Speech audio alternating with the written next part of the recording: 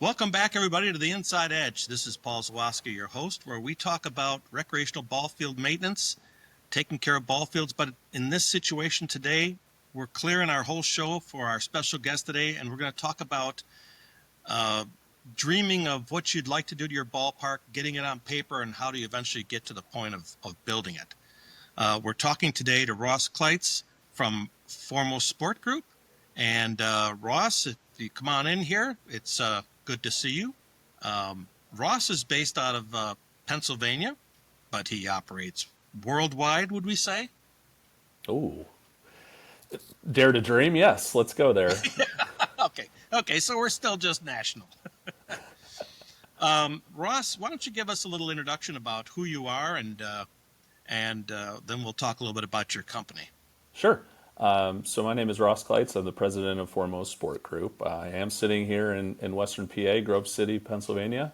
Got a background in traditional architecture, which in my early career was doing hotels for JW Marriott, healthcare facilities across Ohio and upstate New York, and also some dorm rooms for some small colleges. And that came after 6 years of education in the field with Kent State University is where I got both my bachelor and master of architecture, as well as an MBA. I went for an extra semester and got a 5-semester MBA along with that. So come to it with a little bit of a business background too, and what happened in 2008, as we all that lived through it remember, was a very bad time to be an architect. There was downsizing in percentages, the world had never seen at that point in time. And, the housing bubble bursting meant that a lot of firms no longer had the work to provide enough,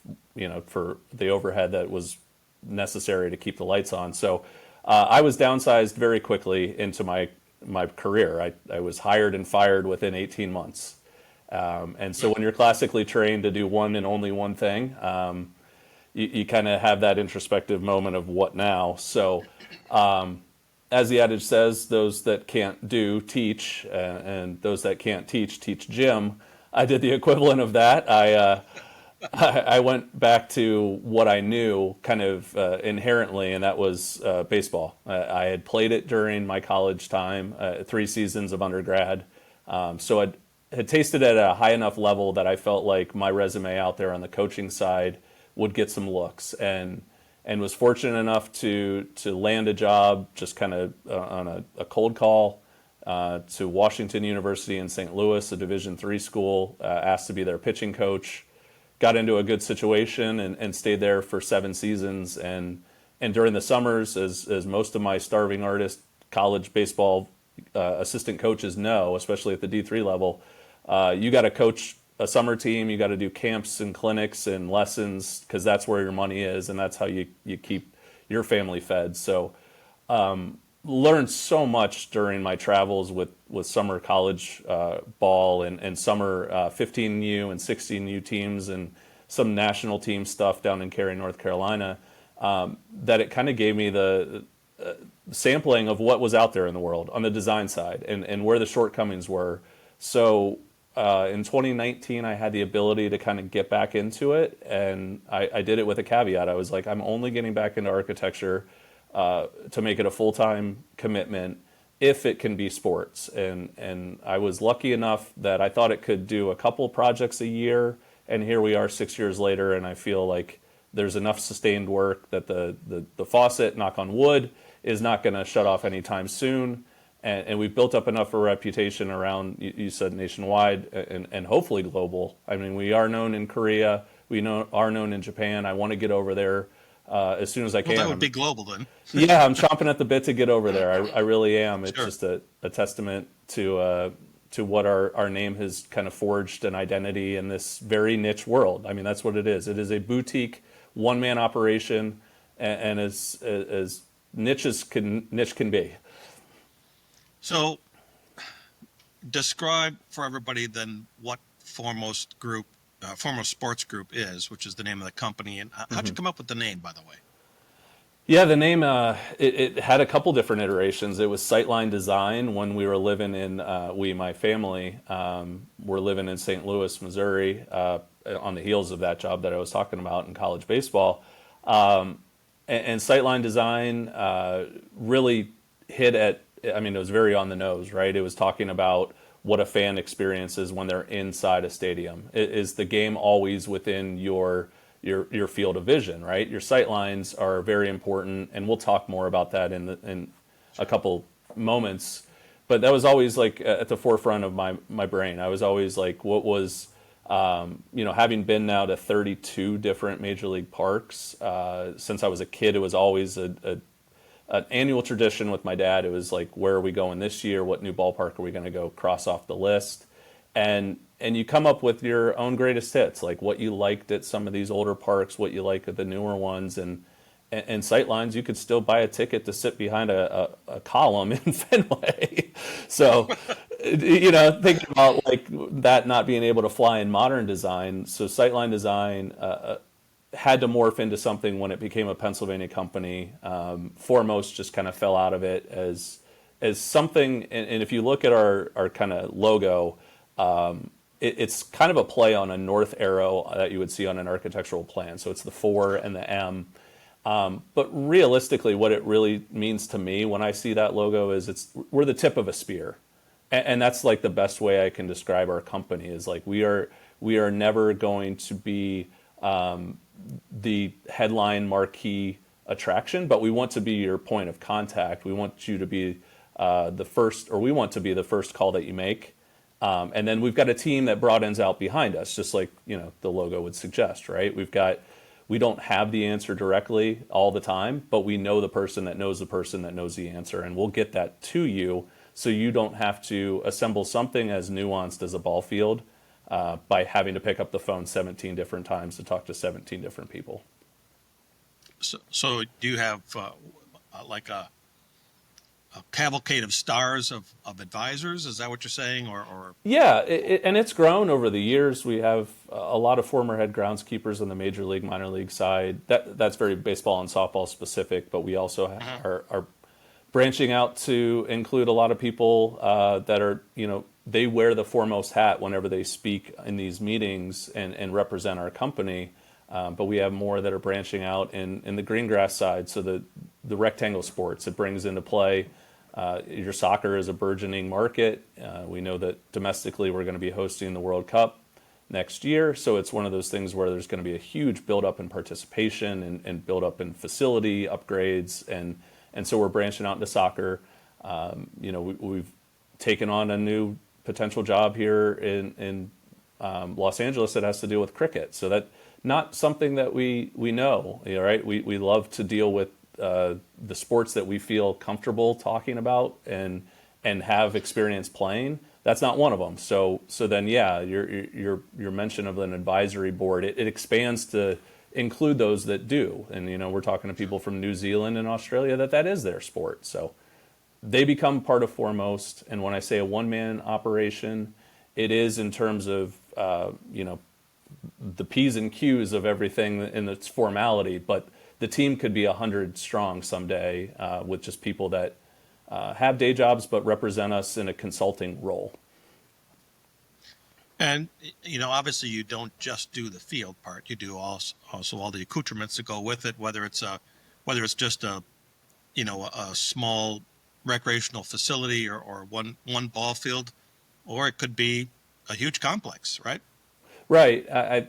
We term it the verticals and the horizontals. The playing field and everything that goes into that layer cake, and it's more and more every year, right? As technology includes more sensors and more tech, that becomes a lot of sight unseen. So people think it's pretty rudimentary, and it's the same system that's been underground for years. But as you're going to be able to test in this kind of hour-long debrief on architecture, it's becoming even more nuanced than it ever has, and all the underground systems that go into these things are the horizontals, and a more traditional architect is what's leaned on heavily to do the verticals, and that would be your shade structures, your press box, your all-encompassing restroom concession stand facility that we always see.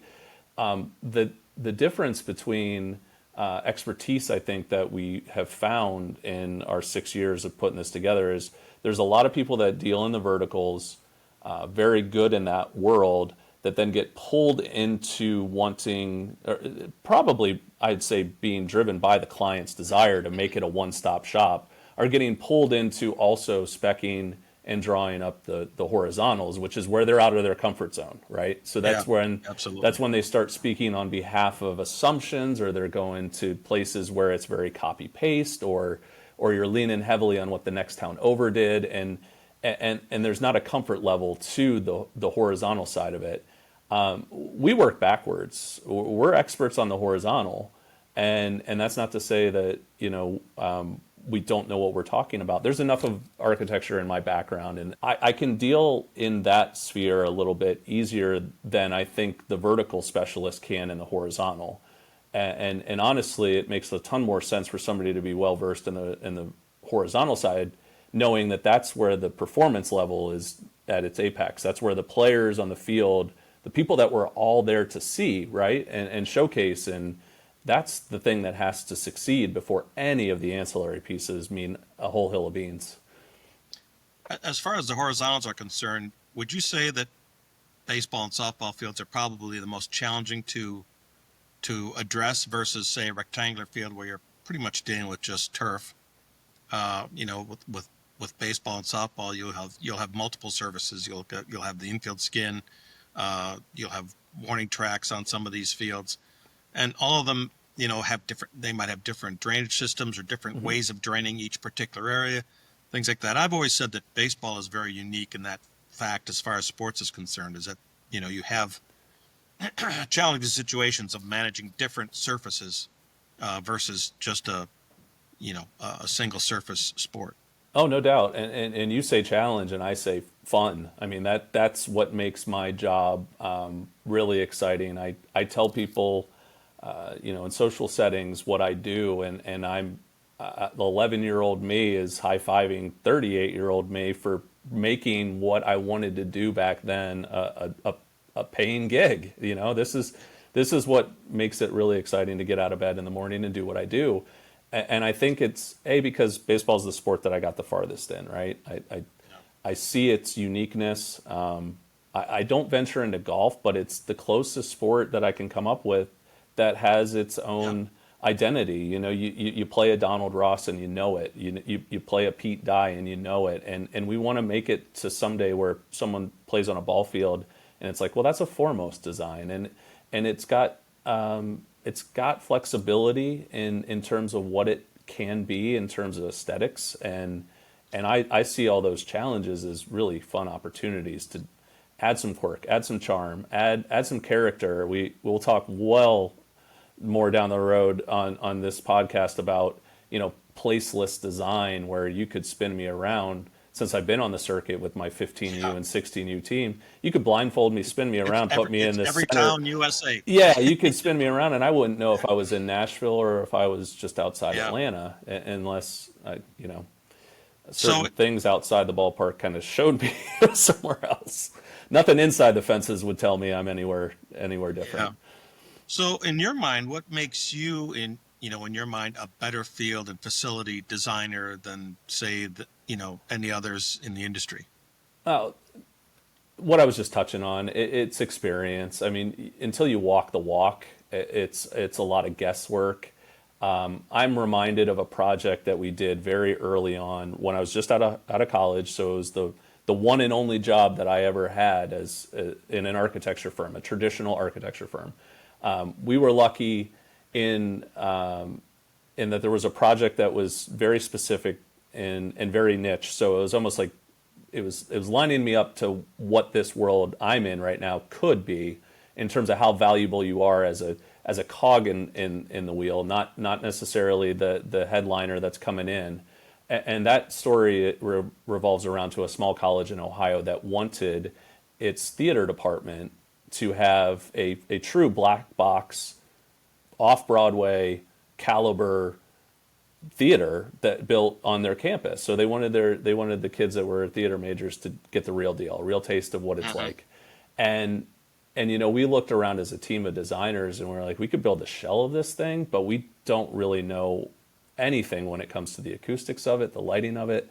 And so the early days of Google, the lowest man on the totem pole, the intern, me, they're like, Google, find somebody that specializes in this. And someone out of New York City did join our team and subbed under us and filled a very important role of the expert on something that we would have been fools to arrogantly go to the customer and say, this is what you tasked us with, and we know everything. We're the authority. We know everything about it.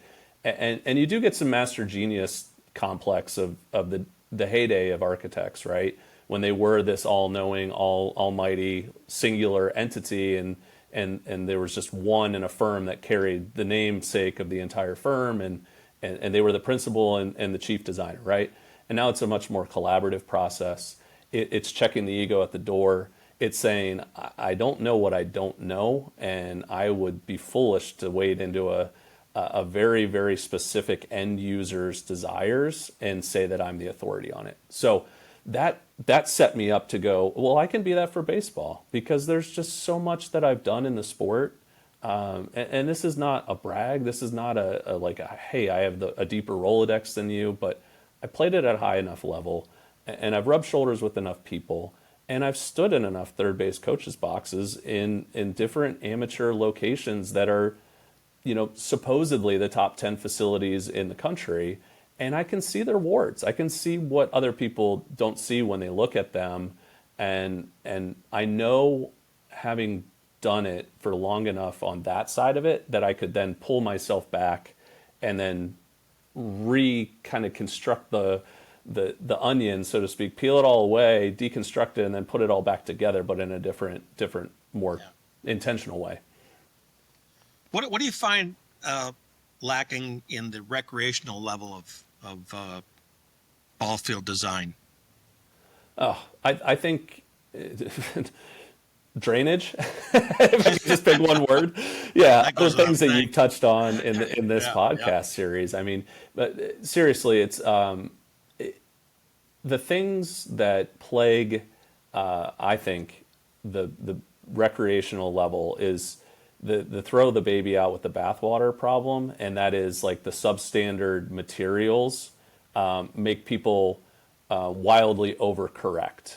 And that, I mean, the natural systems that are locally harvested and are thrown out there and wash away or become those little, dust cloud cyclones that you see pop up, and it's just loose and shifty material, or, just create those bad hops, too many rocks, too many this, too many that.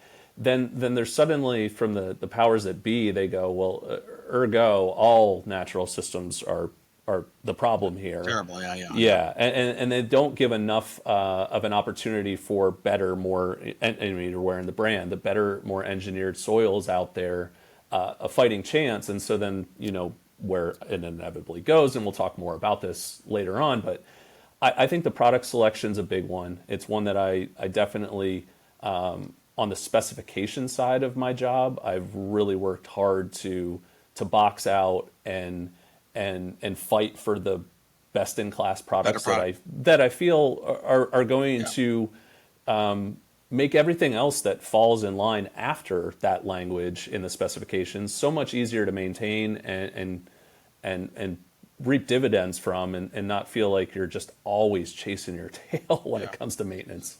So many people, they figure, especially at the lower levels where they're not exposed to a lot of things, but they just feel, dirt's dirt, and that's used in our area, that should be good enough, or they're shopping by price. When really, when you're talking about the field, that's the whole purpose of this facility. It's playing a game. So, you wonder why sometimes ball fields get a bad rap. In a lot of cases, it's because the attention to detail and the due diligence wasn't done in the very beginning when these fields are put in, to make sure they put in a quality product that's going to work. Yeah. Well, I'll take it a step further. I mean, to kind of elaborate on your initial question on what are some other pain points that I just keep running into over and over and over again. I mean, in the COVID year, I devoted my entire identity to my YouTube series, which is still out there and it's still evergreen. And what it hints at is there's better orientation for ball fields, especially at the recreational level where you're trying to do multiples at once. The complex that is the pinwheel, the quad, the cloverleaf, the wagon wheel, whatever, the fourplex, the fiveplex, the star, Whatever you want to call it. whatever you call it. Each town, each region's got a different dialect and uses a different word, but we all know, we can all close our eyes and we can picture one in our town, right? I mean, that they're so prevalent, and I've kind of made it my crusade. I want to make it a thing of the past, or at least feel like I made a dent before I can comfortably bow out of this game, right? I want my legacy to be the abolition of it. It just, I want so desperately for people to understand the ramifications. And back to your earlier question, why can I feel like an expert at this? Well, I've had my mother hit by a foul ball from an adjacent field. I've been hit myself standing in a coach's box. I felt the setting sun falling right into the batter's eyes, and it's not just the batters, right? It's the catcher, the plate umpire, people that need to see the game, right? You know, they'd be best if they didn't have the setting sun right there as their batter's eye directly behind the 400 foot that's that sign. Anytown USA thing, that the whole wagon wheel or the wheel of fields. Yeah. You know, and it's just it's a function of the copy and paste mentality of a lot of places that say, hey, we need 4 fields. Okay, here you go. You know, it's we did this 7 other times at other locations. This will work good. It's like there's no imagination. There's, you know, you don't make it, you know, in my eyes, you don't make it an interesting park, something that's going to attract people. Oh, just another wagon wheel. There we go again. Well, the argument I've always heard against it is the efficiency, right? You've got a centralized building now that serves everything to all 4 fields, and I have a lot of pushback on that because I feel much like we talked about the horizontals and the verticals earlier. I feel you're designing for the wrong end user. If you're caring more about grandma's commute from the parking lot or little Johnny's run to the concession stand for some popcorn. And not only that, if you want these kids to show out, having something like a sun delay, because and there's, you can famously look up, there's been in minor league baseball, there used to be a field. It's no longer in affiliated baseball, but there was the typical like 4th inning sun delay, and they would let 15 minutes or 20 minutes, 30 minutes go by, and let that sun get out of the batter's backdrop, and it's like, man, the sun has been studied and charted and calculated by civilizations for eons. And here we are in 2025, still putting a southwestern facing field in every single town that's getting a new complex. And I guarantee you there's one that's at least a no-no, and probably another one just north of it that's just as bad for first baseman. Because you think about the same problem that plagues the hitters and the catcher on a southwest facing angled field. Well, you've got now the way the rotation works of running the bases. First baseman's got to field a throw coming across the diamond on the northwest facing field, and he's the one now, he or she is now one that's dealing with it. Yeah, we had something actually very similar to that at Oriole Park in the first year, and I want to say it was late August, early September was when it typically showed up, where the first baseman and a normal 7 o'clock game in the first 2 innings would be looking right at the sun where it came through between the upper level and the lower level of the stadium. There was an opening there, and the sun just came right at his face, and it actually stopped the game for a little bit of time. The first time it happened, and of course the next day the ground crew was up searching for that spot exactly, and we had to put up this huge curtain of windscreen that permanently then stayed up there to protect that problem from happening. What a luxury! And that's what that the ballpark, resource, yeah. Yeah, and that was a ballpark that's pointing in the right direction. It's pointing northeast, but it Yeah. was just the way it was. The angle that the sun set at that time of the year, and it was so bright that the first baseman just couldn't see. A throw coming from third, he'd never see it. He Yeah. never would see it. Well, we do our best. I mean, obviously, when you're stringing along a lot of different facilities onto one Yeah, it's site, it it's gets hard to get them difficult. all perfect. Yeah, It is, and I will concede that. And I guess the only consideration that I push back to people is stop looking at the beautiful, 12-acre site that's a perfect square as the perfect type of site that you should be gravitating towards. I actually feel that the postage stamp, the perfect square, is a disservice of what you could find in the real estate market around your town. The lesser coveted kind of irregular shaped site might be exactly what you need to string along not a cluster of ball fields, but more a linear linked, almost like a golf course, as you're laying out a track, right? You're going from back of first green to second tee, like you're thinking about this in a linear path. yeah. If you could find some property that's near, near highways, near waterways, where it's like these places aren't nearly as coveted by real estate developers for commercial and residential, because it could be in floodplains or things like that.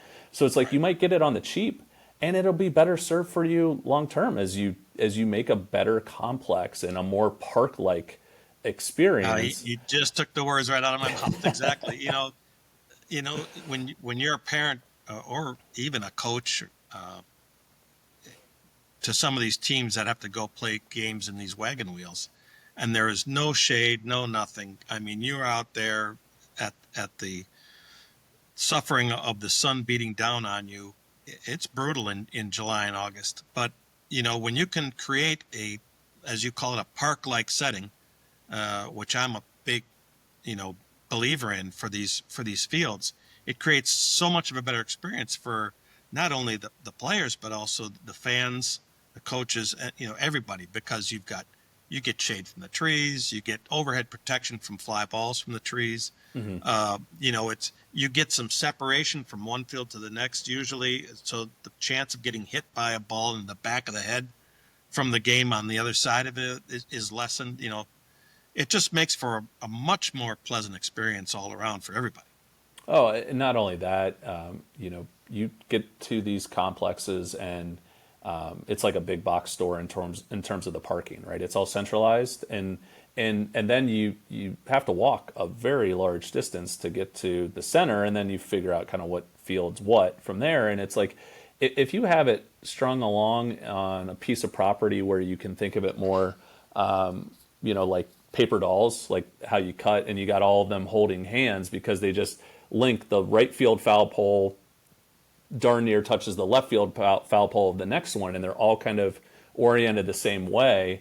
Now it's like, well, I know field 1, 2, 3, I can count left to right, and I can park in front of the field that I need, as opposed to this one centralized location of parking, and then having to do kind of the reverse effect of get to a centralized position, use your wayfinding from there, and it's like, well, I could probably do this more efficiently if I just park in front of field 4 because I know we're at field 4. So, I mean, there's just opportunities that lend themselves to thinking a little bit differently about the site selection. I know there's a lot of people that are probably listening to this that are thinking about maybe building from whole cloth, right? They want to start a new complex somewhere in town. And I guarantee that the vision that they have is like, go find Farmer Brown's, 100,000 square foot perfect square, and that's what we want, right? Because then we can Yeah. do the clone stamp of exactly what the next town over has. And I just say, let's think a little bit differently about that. There's a water source in town, there's a lake in town. What we're building up in North Dakota. Oh, they'll never forgive me for that. South Dakota, they'll never forgive me for that. Up in Millbank, South Dakota, you know what we're building up there, and it's on old campground on Lake Farley, and the whole concept of that is it's going to use the shoreline to as context to inform its design decisions in a way that we've talked about before. Like Wrigley looks like Wrigley for a reason. Fenway's got a green monster for a reason. They're not built on rigid little blocks. They have a lot of things that inform their design, and I think that's cool. I think that's what is missing from all this like Kansas farmland. Let's just plop down 16 fields in four Yeah. clusters of four. No windbreak, dust blowing everywhere, and It just it's it leaves so it's much. not pleasant. It leaves so much on the bone in terms of what I love about my job, specifically in baseball. And that's not a knock on softball. It just has a little bit more rigidity in its dimensions, right? You see just kind of a radial fence, but it's like the way that baseball separates itself from every other sport. Like the gym in the United Center, Michael Jordan scores buckets after buckets on, is the same size as your high school gym, most likely, give or take a couple feet. And Yeah. that's the whole point of Hoosiers, right? The gym back we left in Hickory is the same size as this one. Well, need not apply. You could get baseball with a Pesky's pole at barely 300 feet, or push something out to the polo grounds and everywhere in between. And I think that's exciting. I think that's what makes tournament ball in the summer really, really memorable. And guess what? Memories lead to serious dollars. I know our program director, still talk to him to this day when I was running all those seasons with my 15U and 16U guys, is like the program director would make a lot of decisions on whether or not he was going to rebook at that same location the following year based on player surveys from how they thought the field played and what was Hmm. memorable about it. Interesting. And so the dollars are actually leading to decisions, on memories, memory making. Like, did we have a good experience? Did we feel like we performed at the level that we wanted to? Right? We knew that we had so many coaches in attendance, and sure, that's a draw. That's going to make people book tournaments just because of the eyeballs and the exposure. But like, that's kind of a dime a dozen these days. It's not exactly how recruiting's done anymore, anyways. So it's like the performance value is going to be the stats you drive out of that thing. And if you performed well on it, and if you had great memories, then the program director is going to be like, we will book this again for a decade. So how do you get customers who come to you for design? How do you get them to concentrate on prioritizing the field in the design budget versus the verticals that can give you the sex appeal of the complex? Sure. Well, I mean, I kind of use a lot of metaphors. That's my shtick. I have a lot of pop culture references and a lot of metaphors. And one I go back to is you're not selling any hot dogs on days you rain out. And so the Okay. nicest press box, concession stand, restroom, if it's built first, and then going back to your earlier question about that led me to say products are a number one, kind of bugaboo that I see out there. If you go, if you're cash poor, right, and you went to the nines on buying the house, but now you're still eating off your old sofa from your college days inside, it's going to be a real problem to entertain guests and feel very comfortable about that. So the metaphor is a through line to say if you chintz on the materials and it hinders your ability by going for broke on the nicest scoreboard. And all of these things have kind of slide, there's metrics where you can basically go on a spectrum from like bare bones to Rolls Royce. And all the way down, I run through this with clients and say, can we get by in year one with a scoreboard that just says home, guest, inning? That's it. Can you get by Yeah. with that? And if you're okay with Even it, somebody hanging on numbers up on nails. that's it. You just freed up Yeah. money that is better served on the field itself. You got another run of drainage pipe that you wouldn't have been able to afford. So it's trying to work this problem from the inside out. And I also say there's a financial component to this, and that is if you're going into a project of the scope that would involve me, there's probably a bond that just got passed or a grant that just got approved or some type of capital improvement, money that hasn't been touched in forever, and it's now accrued enough interest on it that it's worth, investing, a 6-digit number into the fields. it's one of those things where if it's gotten that far, spend all that federal, state grant, somebody else's money on the field, and then use your community funds as the things that people are more willing to invest in after there's like proof of concept, right?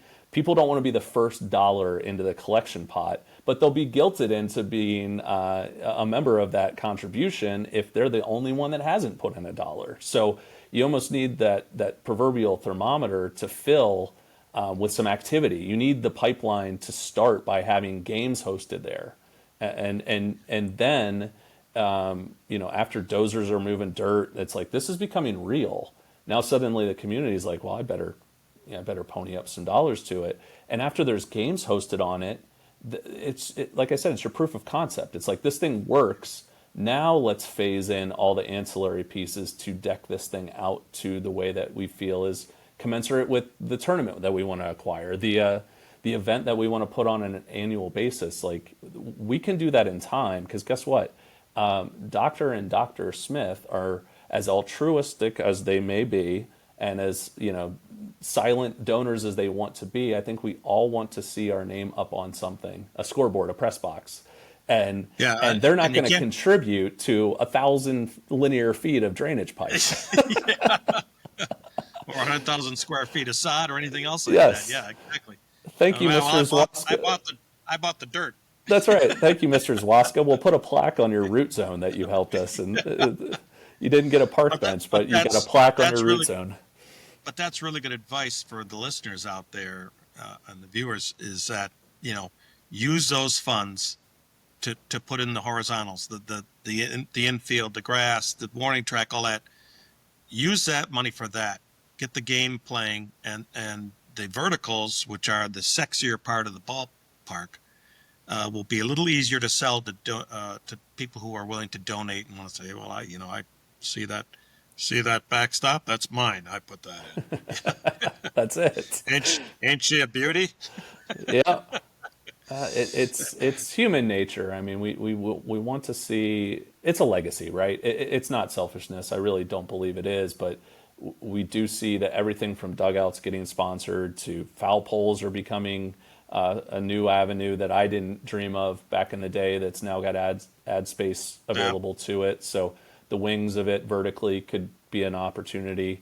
All that stuff. I really do believe that it's going to be one of those concepts that activity breeds more activity, and the phasing of it done. Spend other people's money. If the state or a federal government is going to give you a grant, and we could talk more about that, or I could leave some links of some Department of Natural Resources that I think a lot of that money gets unused on an annual basis. I think people just don't know where to dig for things that are being handed out, and you just got to raise your hand and ask the question. And the worst thing they can say is no. So I think there's avenues there, and you're hinting at why I think Foremost has staying power as a company, just in general, is this is not an item that gets up for bid on Price is Right very often. So people don't know what it costs, and then they don't know exactly what they don't know. So It becomes one of those deals where, oh, you left a lot of stones unturned, but you didn't even know to ask for them. So seek guidance by hiring somebody like Foremost as a consultant to just, let's fill out all the financial aid boxes that we can and see what comes back. Yeah. Well, let's cross over into the more likely question in a room of artificial turf versus natural turf, or the hybrid systems where you'll have a little bit of each. What's driving the surge of this? I mean, I have my own personal theories because I watched it happen when I was still involved with the Little League, and we saw our numbers start to dwindle after about 2012. Numbers started to back off some.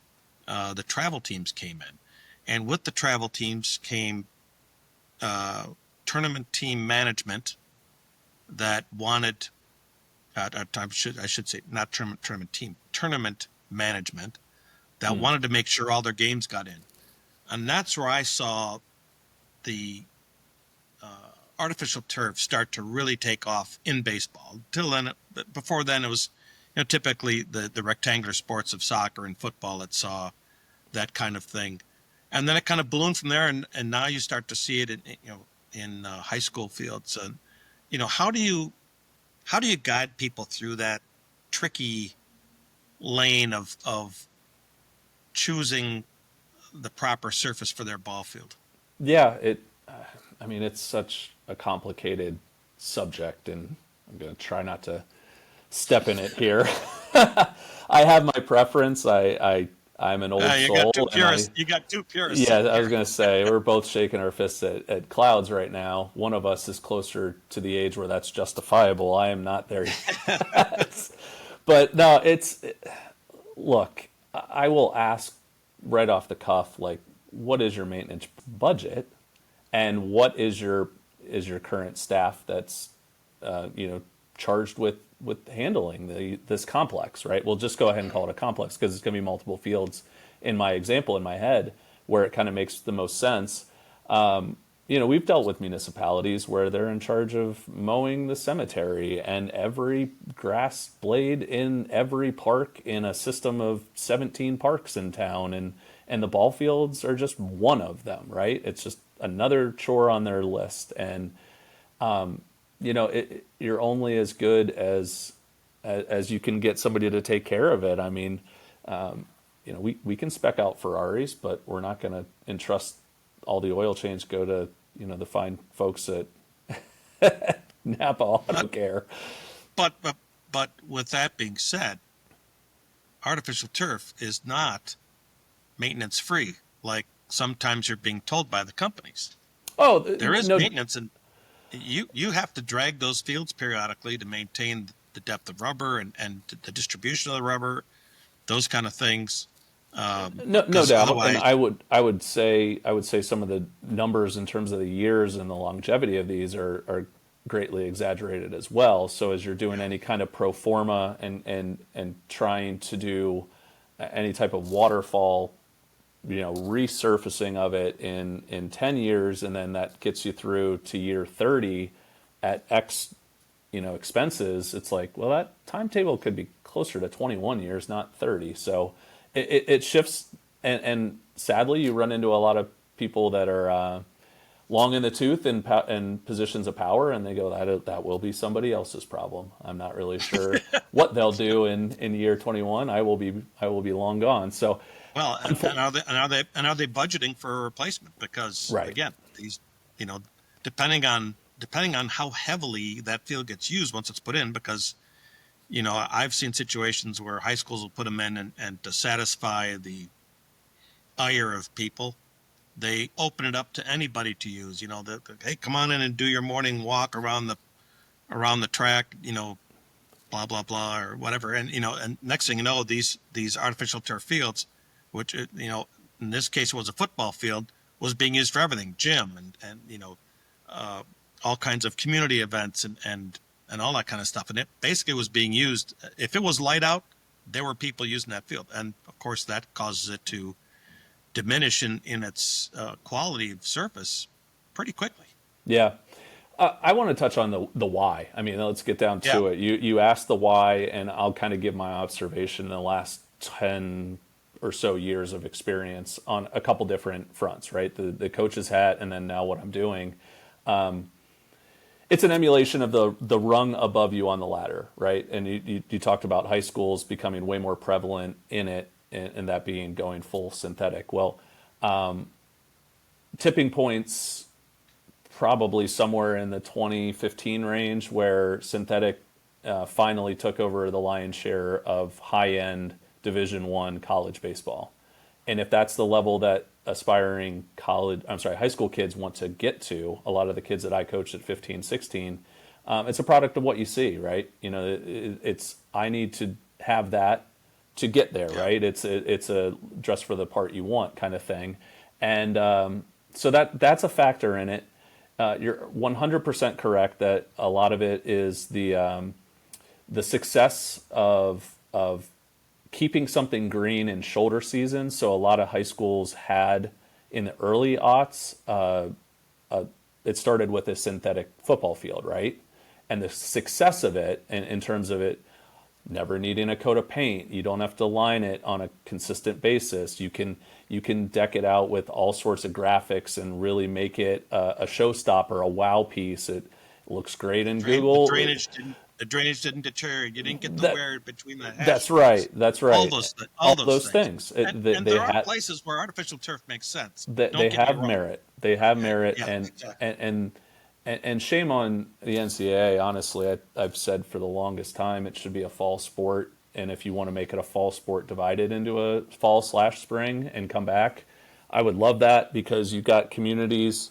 University of Maine's got baseball. Do you think they're playing February 16th? No, they're going down to different regions in the South to get their first 2, 3 weeks of action in. And as long as the calendar is pushing them into areas where most of the country is not ready for play, don't care whether you're synthetic or natural, you're going to get this belief that the only way that you can get it ready for play is if it's a plastic carpet. So that's a big Well, why. and I put that's one of the problems that you have with high schools, in my opinion, in the North, is that they keep trying to play high school baseball in March, yeah. and that just doesn't make any sense. But then you have states like, for instance, Iowa, who has their high school baseball season during the summer. Makes absolute sense. Yeah, it But does. it's those high schools that you get to see a lot of times where they'll put in the infield, from the back arc of the infield all the way in through the entire infield. They'll put in artificial turf so that they can play in March when it's freezing cold and it hurts like heck when you hit a ball off the handle of a bat and that kind of stuff. Yeah, Who wants to be out there playing when it's 33 degrees? I'm sorry. my It biggest doesn't make sense. pushback as a former pitcher, as a pitching coach, that's what I made my money doing, and that is the person on the field that I always will kind of start my criticisms with synthetic turf is pitching off of a hollow fiberglass mound, not being able to dig in most cases, not being able to wear metal cleats, trying to have a plant leg land on some type of unstable surface. And hope it's not wet. That's the thing. You Very you get slippery. you get all this talk about how we play through rain events, right? This is a synthetic surface, so we don't have rainouts. Okay, great. Now you're oversliding bases. I've had kids that have pulled arms out of sockets because you're sliding like on a slip and slide, right? And then you're trying to grab onto a base that you're oversliding, and there goes your shoulder, and that's happened. And I'm not going to say that like everything's injury proof, but the pitcher I empathize the most. It's just a hyperextended knee waiting to happen. It's not what anybody wants to pitch on, and so what you get, and what I got in college too, was it was a fully synthetic field, sans the mound, and then it's got its own maintenance troubles because you get the infill blows Yeah. onto the dirt blows onto the blades of plastic grass, and you can't keep the two in their right areas, and it just blows out and looks a mess. And It's not like you can take a sod cutter, go around, take a width out, and put new sod back in, and everything's fine.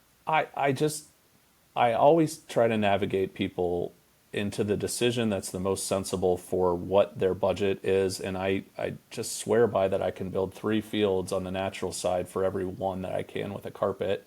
And I want them to, if they're eventually going to arrive at that decision, if that's an inevitability, it's easier to start natural, and say this: we gave it a try and it wasn't for us. It's the same rule I have with my 3-year-old trying a food she doesn't like. You got to at least try it. If you go straight to the turf route, I shudder to go that drastic because it might not be the right solution for you. And the undo button, the Control Z on that, is very, very arduous. It's expensive, and it's kind of, I wouldn't say impossible, but it's financially irresponsible to try to pull it up and make it go back to natural. You have to be in the budget range of a Baltimore Ravens, of a Tennessee Titans, like places where they've done it, and this is one of those things where the lower levels that we're talking about here can't do that. They can't absorb a cost of $1 million and say, yeah, that's gonna get ripped out Yeah. tomorrow. So, in your eyes, how small of a project should someone consider using a designer or an architect like you, for instance? Oh, I would say a dollar amount. I'd say six figures. If it gravitates closer to one of the things where I use my litmus test of the base anchors.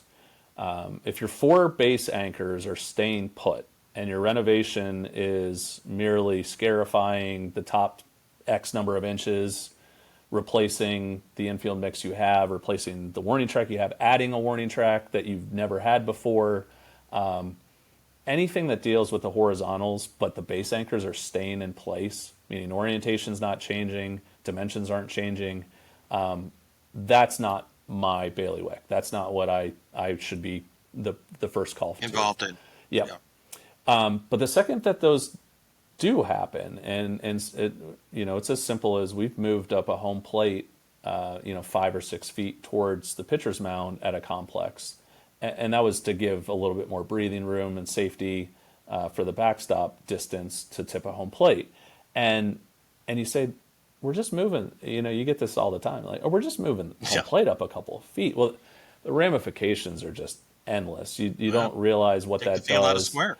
Yeah, it takes the field out of square. Foul poles move. You might be like, well, we can keep the home run fence exactly where it is. It's got plenty of distance. We don't need to mess with it. That's great. Your foul poles are moving. All if you do have irrigation already set, all your heads are now lined up with a different geometry, so they're going to have to move, and just those types of things become a little bit It's more complicated like a than you snowball rolling realize. downhill. That's it.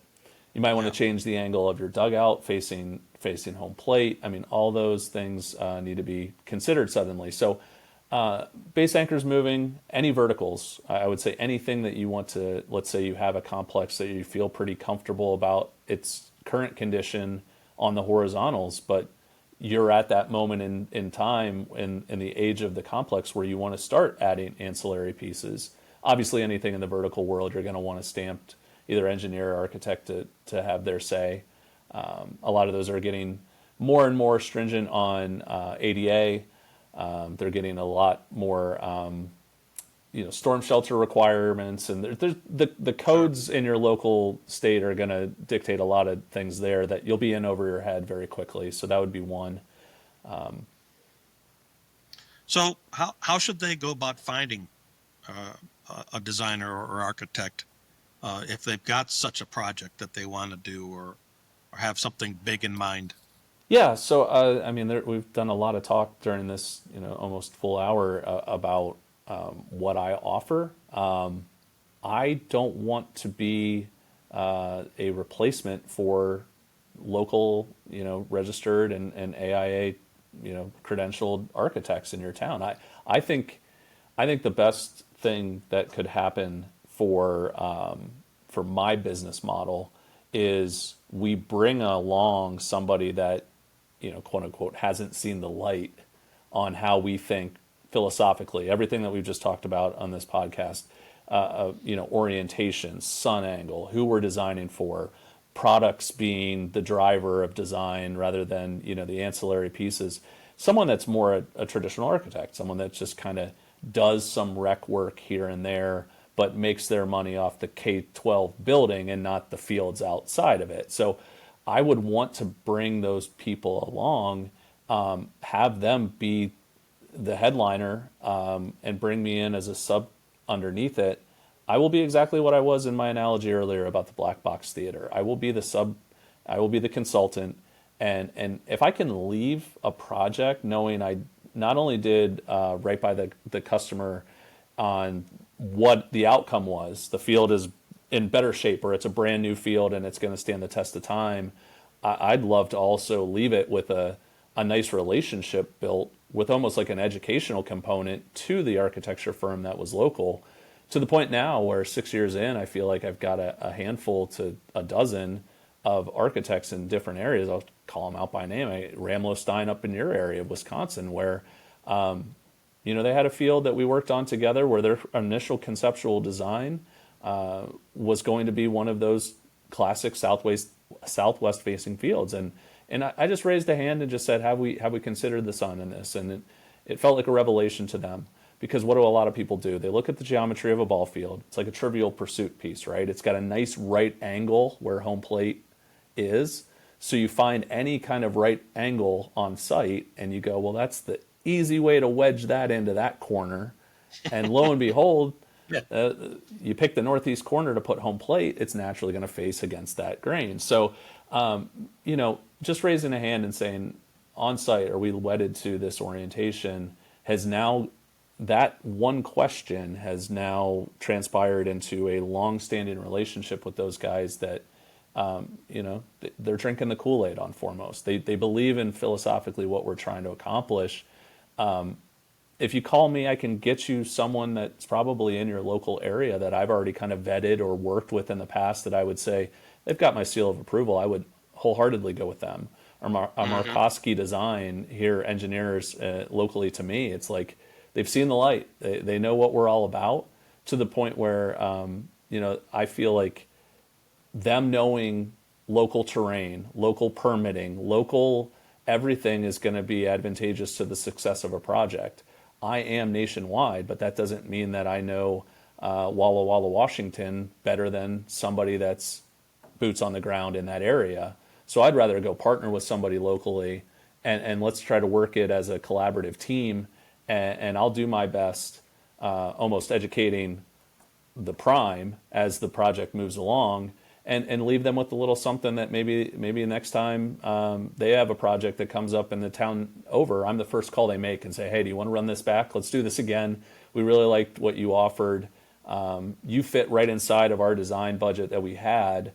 You don't cost much, your overhead's low, you. And we just want your brain to be another set of eyeballs to make sure that the horizontals are married up with the commensurate level of expertise as we feel like we can offer on the verticals.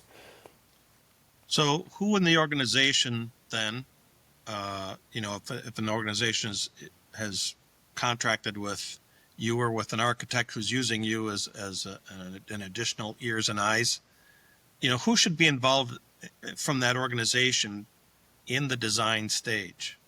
Can I say everybody? You could.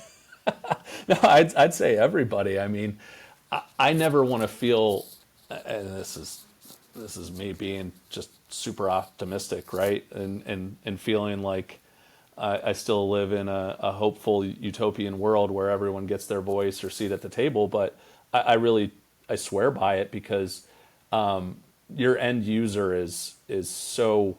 I keep using the word nuance, but it is. I mean, your end user could be the sanitation worker that's got to pick up the dumpster every Tuesday, yep. and you don't know the flow of his truck necessarily until you get that person some form of voice in the say of the design and the master plan, especially. I mean, you never want to think about it, but ambulances are another one. I mean, yeah. You would be shocked how many people would have their hand in the role of end user of some of these complexes, because you never really know, and you're going to fight for the groundskeeper. I know you are. I'm going to fight for coaches and say I want more practice area, warm-up space. I need more room to breathe when I have my team show up an hour and a half before their game time, and I've got nowhere to go, and they're just sitting watching the game in front of them. That's not valuable time for anybody. So everybody's jockeying for their little piece of the fiefdom. So I'll tell you a quick story here about Oriole Park. You're absolutely right. And one of the things that the Orioles did to change the way ballparks are made, if you recall, Oriole Park was a huge turn in design of ballparks. We were designing ballparks, not stadiums. But what really was the success was, when HOK came in with the original design of the ballpark, it wasn't a ballpark. It was a flying saucer that landed in downtown Baltimore at the Inner Harbor, and it looked like heck. I mean, it was terrible. And we said, you know what? We'll show you how to draw, how to design a ballpark. So we hired our own in-house architect, and then we involved literally everybody in the organization, from scouts, coaches, the mailroom people, the groundskeepers. Everybody had huge says in how their areas operate it, because architects don't know how you operate a ballpark. Uh, but the people who do it day in and day out know, how it's done and how it should be orchestrated. And so that's what we did, and it changed the face of Major League Baseball ballparks from that point forward. Um, so you talk about how, in that particular stage, you design all the things you want in there. Well, I'm going to tell you a little story here. In You also sometimes design things in it that you don't want in there. Um, Football at the time was gone from Baltimore, and with the closing of Memorial Stadium, that was, eventually going to be torn down. And we wanted to make darn sure that we wouldn't be playing football in that ballpark. So the stadium authority never picked up on it, but the Orioles kind of, we worked on, okay, let's make sure that we can't fit a football field on this field as best we can.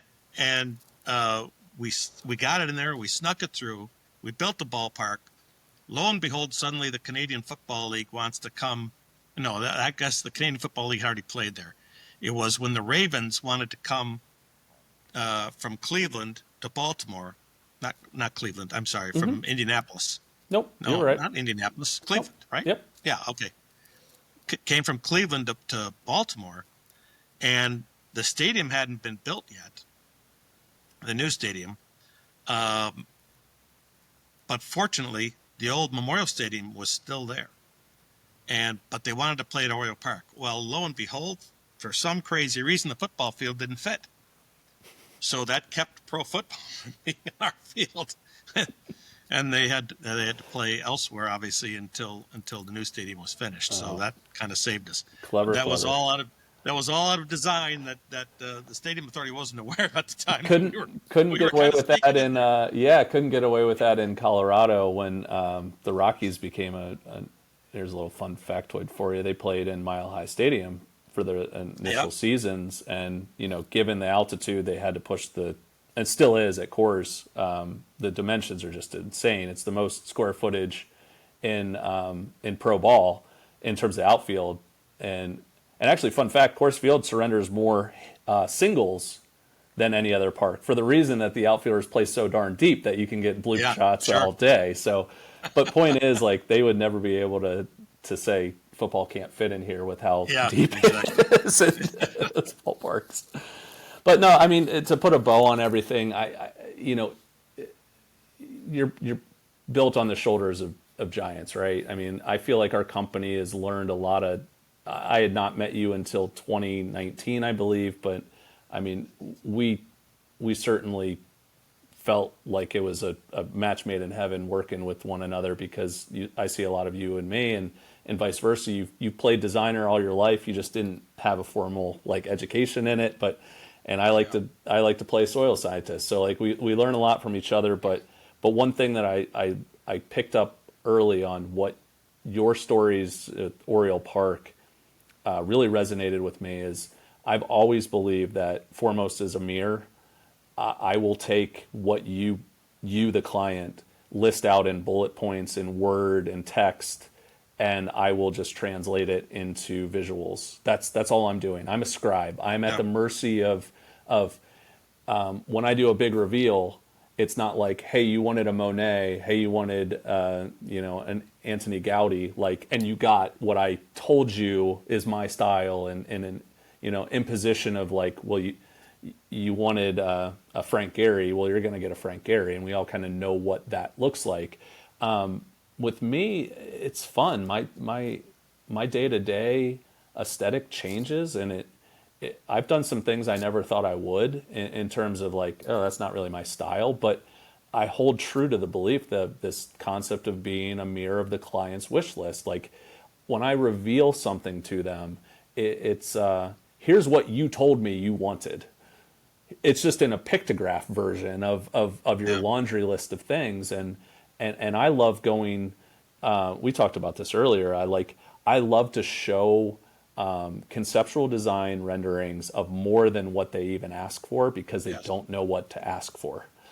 You have to be the Imagineer for these people, especially down at the recreational level, because they might not be as fully thought out as what, say, a professional level ball club would be as to what they want the image or what they want to provide the customers that come and watch the ball games and the players that come and play in their park. Uh, you have to be the Imagineer to say, hey, what do you think about this and Hmm. putting this in? And you show it to them in a picture. They might not like it. Okay, that's fine. Take it out. No harm, no foul. You aren't hurt by it. Right. But, my big thing is you have to make the place inviting. If you just put a ball field there and some bleachers and that's it, and you expect big crowds, I got news for you. you know, you've got to make it so that it's a little bit more fun than just sitting on some aluminum bleachers being beaten down by the sunshine watching a ball game. Yeah, You need that's a little bit it. more than that.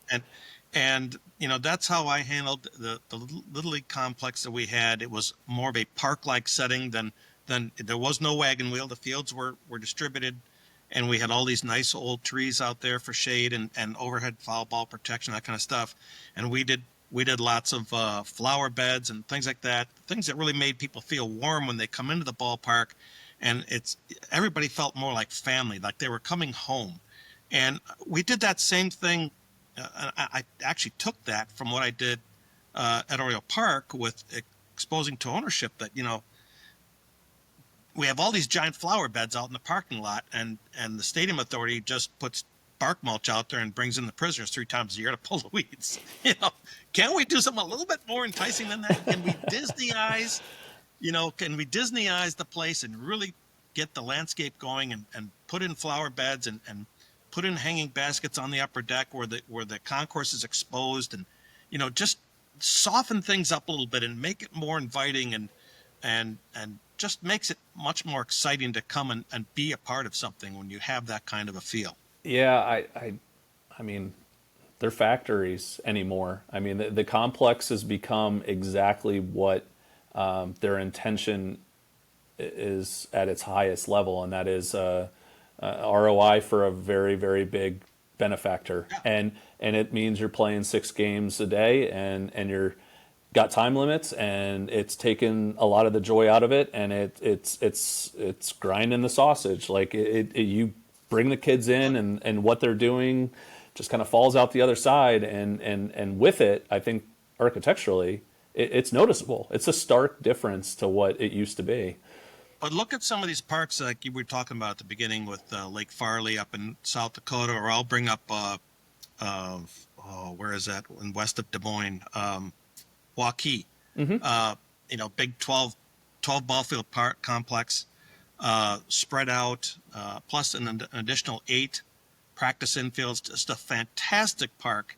And they've got a fishing lake right in the middle. Well, the kids, they have tournaments every weekend there, and the kids love coming there. They don't care if their game is, are 4 hours apart. They're going fishing. Yeah. And they look, and that keeps people there, and that keeps people coming to the concessions. And for all the concessions you're selling, you're making more money. You're profiting more out of that. And that's what Major League Baseball does. We just want to get butts in the seats, because from there we can sell concessions. We can sell them, all the knickknacks and stuff that are sold around the ballpark. That's the most important thing. Yeah. Getting the butts in the seats so that they'll buy everything else.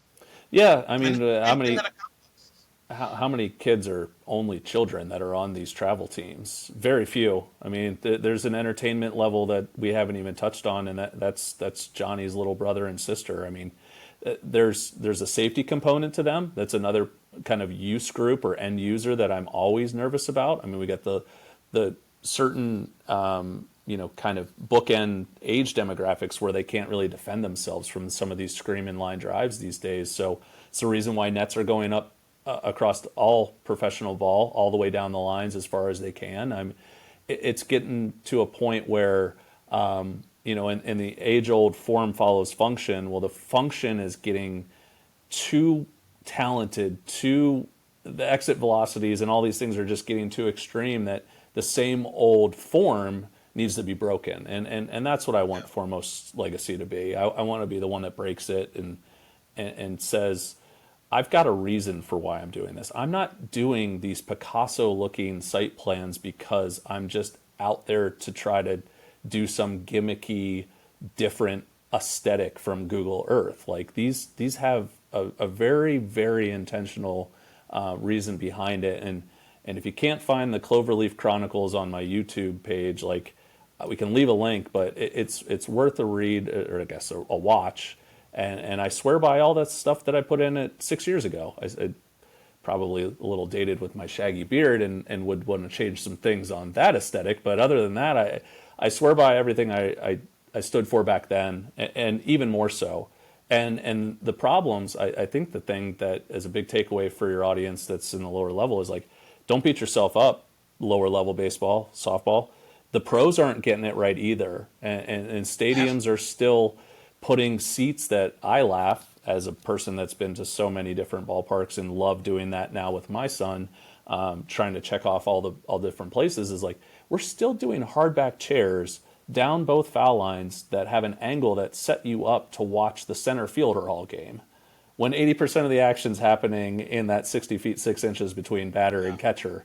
It's laughable. And so those that aren't grasping the concept, and back to my original company name of Sightline Design, like, I don't want to sit in a hardback chair for 9 innings and have my entire body at a 45-degree angle from where the armrest is jabbing into my side. Like, or get a sore neck from this for the whole game, you know? It's just, I use that as an example to say, like, you can't go star-eyed into being like, we'll never be Major League Baseball. It's like, well, temper your expectations. Like, Major League Baseball is not even perfect either. So let's go ahead and do what's right by your community, and not get this like town envy of like, oh, the next sports tourism destination just got put in 10 miles from us. It's like, so what? Pish posh. Like, I'm sorry. If every place is a destination, then no place is a destination. You can't fill more than 10 weeks a summer.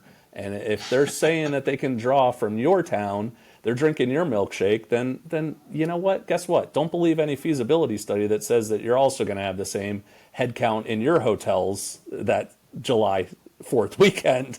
It just ain't happening. Worry about your community first.